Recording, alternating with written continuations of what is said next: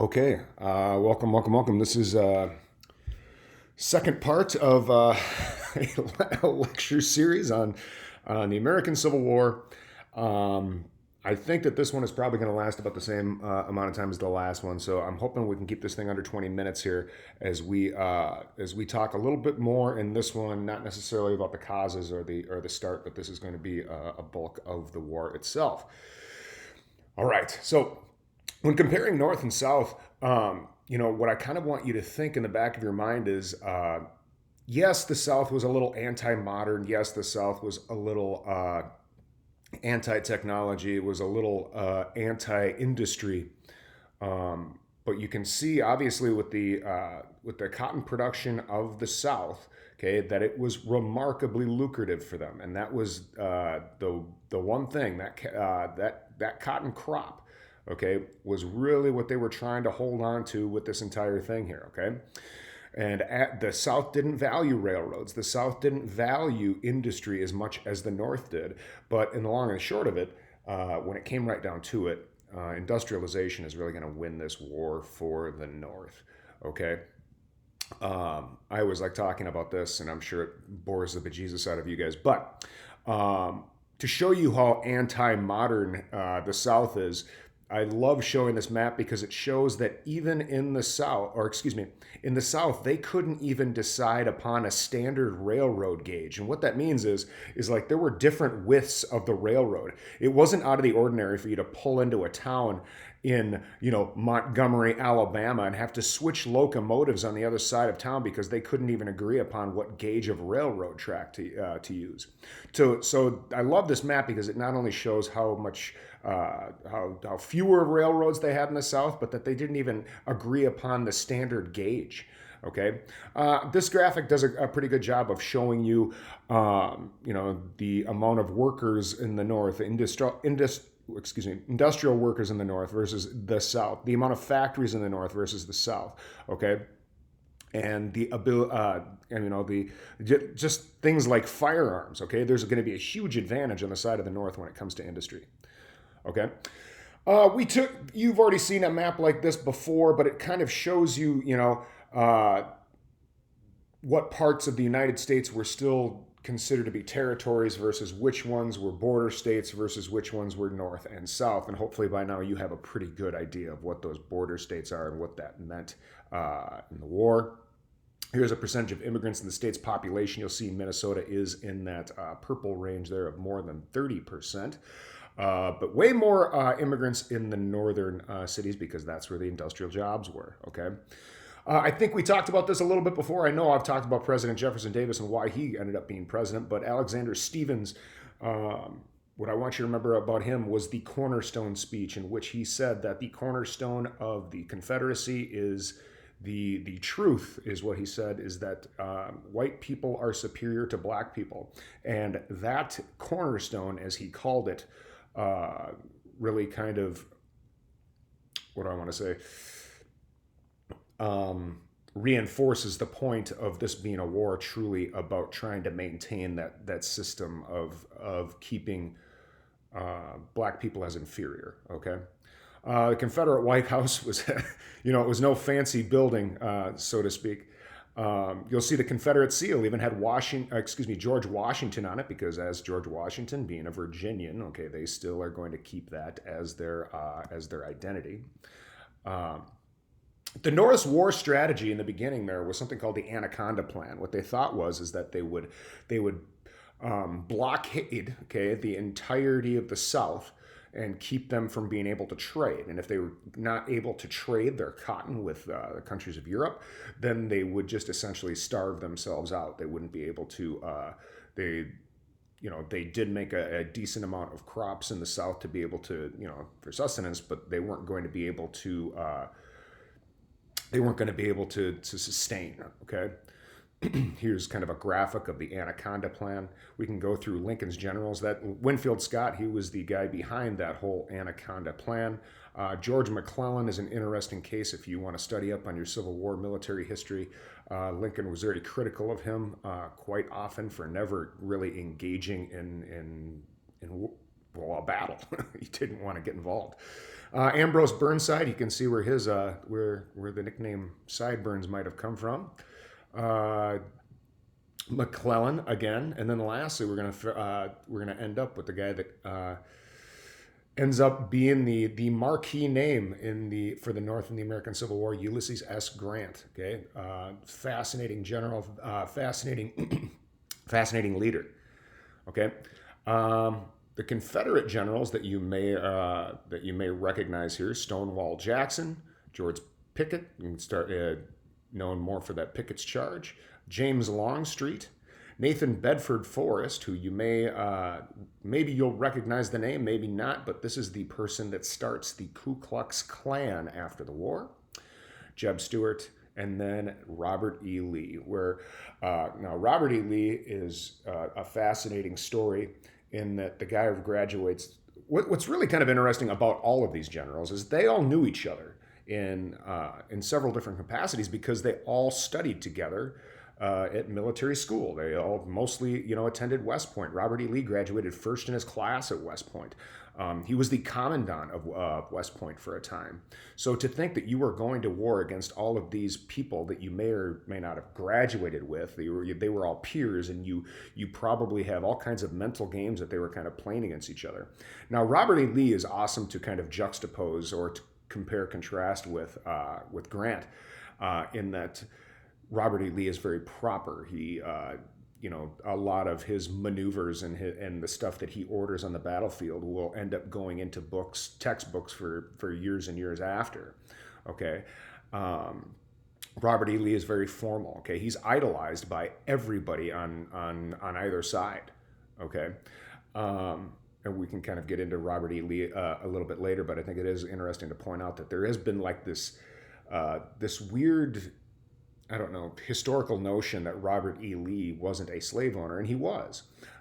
In fact, his plantation that was confiscated at the end of the war, and that ended up being what is today Arlington National Cemetery. Okay, so first Battle of Bull Run, known in the South as Manassas. Okay, this is just kind of your, what do I want to say? When people are talking about early battles in the war, they frequently bring up Bull Run. Shiloh, whoa, wowee. I think it's 23,000 casualties. So, early in Shiloh, this is more people that have died in any U.S. conflict. Any prior U.S. conflict is kind of dwarfed by Shiloh. Okay, it's a Union success and a Confederate retreat, but the bigger implications was that holy buckets, the casualties are going to be substantial. They're going to be substantial. What's kind of interesting about the American Civil War is that they're going to take that gentlemanly style of fighting that you saw in the American Revolution, and they're still going to be lining up and firing against each other because that's how a gentleman fought. Which those of you that are interested in battle tactics, that might be an interesting question for you to ask this time around. The Battle of the Ironclads. The Navy was completely revolutionized in this time period, and you may have heard of the Monitor versus the Merrimack before. The Monitor had this little turret, and it was mostly underwater here, whereas the Merrimack kind of had this angled roof so that it would deflect, cannon shots off the main part of the boat there. Okay, here's the Monitor and the Merrimack. Here's on the deck of the Monitor. Here's that turret I was talking about. You could buy your way out of military service if you hadn't heard that before. Let's see. The Battle of Antietam, the bloodiest single day of the war, is September 17th, 1862. Here's 23,000 casualties just in that one day. Pretty substantial. Every year they kind of commemorate Antietam. I think they call it the Illuminaria or something like that, where they take out 23,000 candles and post them out of Antietam, one for each person that died. So, remember, the scope of the war is from 1860 to 1865, but by the end of 1863, the writing is on the wall regarding the course of the war. And what do I mean by that? Is that they know that the North is eventually going to win. Well, why was that? Well, there was the obvious industrial population and money advantage that the North had. Okay. 2, insurgencies tend to last a little bit longer than that, though, okay? And what I mean by insurgencies is the Confederacy was fighting an insurgent war, meaning they were trying to resist the power that was the North. They wanted them to just go away, okay? And when in fighting that insurgent style of war, if you can just outlast your opponent, you will tend to win. Did the South lose their spirit? Well, what happened? Were there government problems? Did Lee lose the war? Did Stonewall lose the war? Did Grant win the war? Or does General Sherman do it in 1864? And we're going to talk about what Sherman did here in just a little bit today. Another thing that happens in 1863 is the emancipation of 4.2 million slaves. If there was ever a question about whether or not the war was about slavery before, it was vindicated when Abraham Lincoln emancipates all of those, well, not all.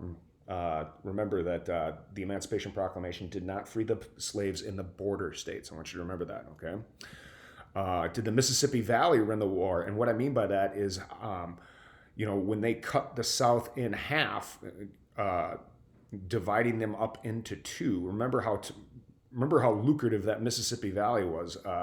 What I mentioned that before. That's where a lot of that planting and money was coming from.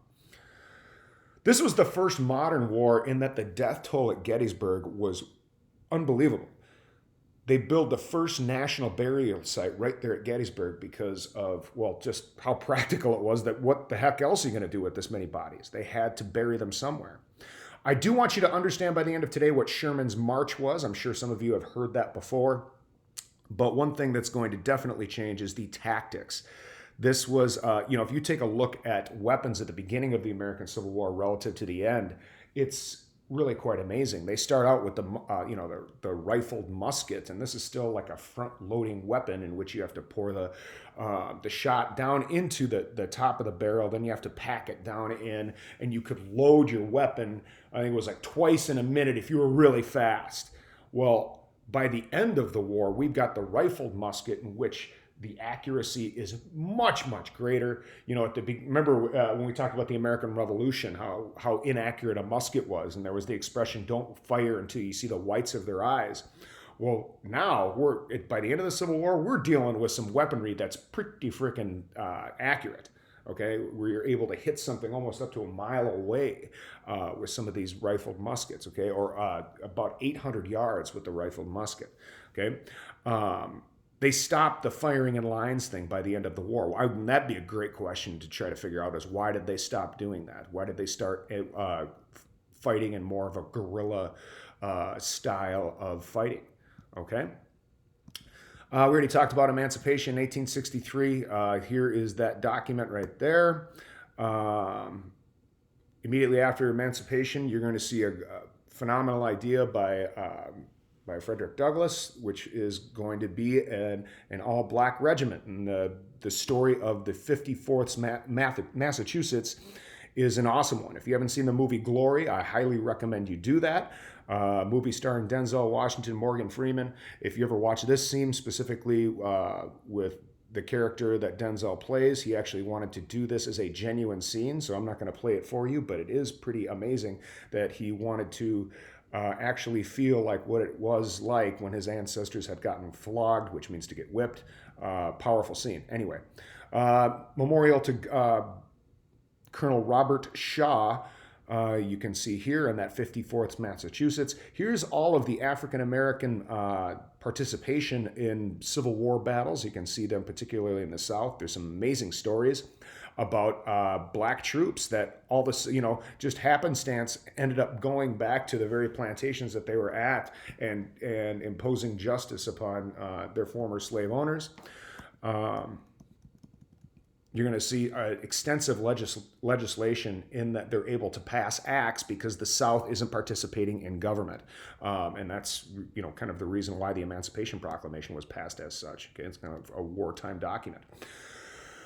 Let's see. I want to talk about Gettysburg. Gettysburg, 1863, which is one of our turning points of the American Civil War. Robert E. Lee, this is a northern battle. He takes the war to Pennsylvania. He takes the war out of Virginia because the South was war torn. He had to get this battle, he had to get this war out of Virginia. And his army was hungry. So where did he take them? Well, I'm going to take them into the north. The Confederates moving north in Pennsylvania would force the Union Army to move troops. This 3-day battle is a very famous story. You should check it out. You could a number of movies made about this, but it is kind of that marquee or recognizable name dealing with the American Civil War. After this, they institute a draft. You guys probably know what that means. It's conscription. It means that if you are a male above 18 years old, you're going to have to register and you're going to have to be involved in the war. Well, this did not sit very well in places like New York City, where some of these people are going to stage massive protests, and you're going to see the New York City draft riots. And if you've ever seen the movie Gangs of New York, they tried to recreate what had happened with the New York City draft riots, in which they went around and quite literally found any black person that they could, and they excuse my language, but they hang them right there in the streets. Okay, it was pretty brutal. They were taking out this draft on black people because they kind of deflected that toward them, thinking that it was their fault that they were going to have to participate in the Civil War. Okay. You're going to see that Anaconda Plan playing out here with inflation in the South. 1860, 10 pounds of bacon was $1.25, and by 1863, it's going to be 10. Okay, so that's hyperinflation hitting the South. This one shows the progress of the war, particularly, where in 1864 they're going to start that march through Georgia here, but see how it's kind of pushing back into the South, okay? So here's a big part of this lecture that I want you to understand. General Sherman, William Tecumseh Sherman, had a plan that, look, if we're going to break the South into two, let's do it quite literally and figuratively. What I'm going to do is I'm going to march from Tennessee all the way to Savannah. I'm going to march all the way from the north in through, I wish I could talk today. All the way through into Savannah, and then you can see the path kind of right here. But the point is that he wants to break the South in two, and he's going to do that by marching through Georgia. And as he does that, he destroys everything in his path. Okay, he comes across a plantation. He is going to take salt, sow it into the earth so that nothing can be grown there. He's going to burn down the plantations. He's going to and he's going to confiscate everything that he takes as property. Now, typically, and prior to this time period, this would be unheard of. That would not be considered a modern war. Okay, it would be by a lot of later standards, but when you're taking the war to civilians, that's taking it to another level. Okay. Shortly thereafter, Lincoln gets reelected. In 1864, he's actually running against his former general in McClellan. There was a lot of people that wanted the war to be done, a group called the Copperheads that were going to elect a person that was going to get them out of this war. Had Lincoln not actually had Sherman march through Georgia and had Savannah fall, or taken Atlanta, I should say, perhaps this wouldn't have happened this way. Okay? They didn't think he was going to be reelected.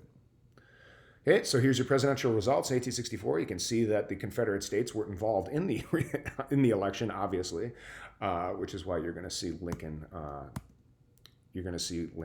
Reelected.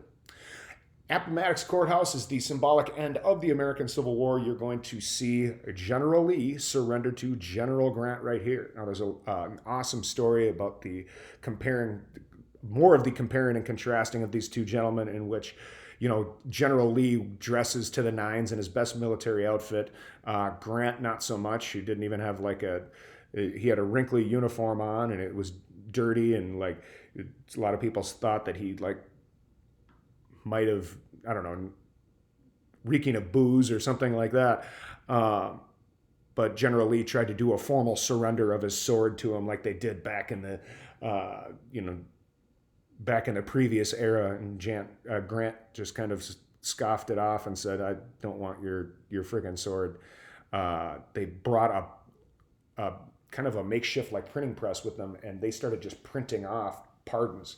And everybody, all these Confederate soldiers got pardons, and they were told to keep their firearms. You take your horses, just leave, go home. And you would figure at the end of this thing that people would have been strung up in the gallows, and people would have been, given death sentences. But nope. Jefferson Davis was placed on house arrest. General Lee got his land confiscated, but there was only one person that was put to death, and that was the Commandant of Andersonville. You ever want to hear about terrible prison camp story, read about Andersonville. Okay. You probably have a good idea what happened at Ford's Theater here. So shortly after Appomattox, you're going to see the assassination of Abraham Lincoln by John Wilkes Booth.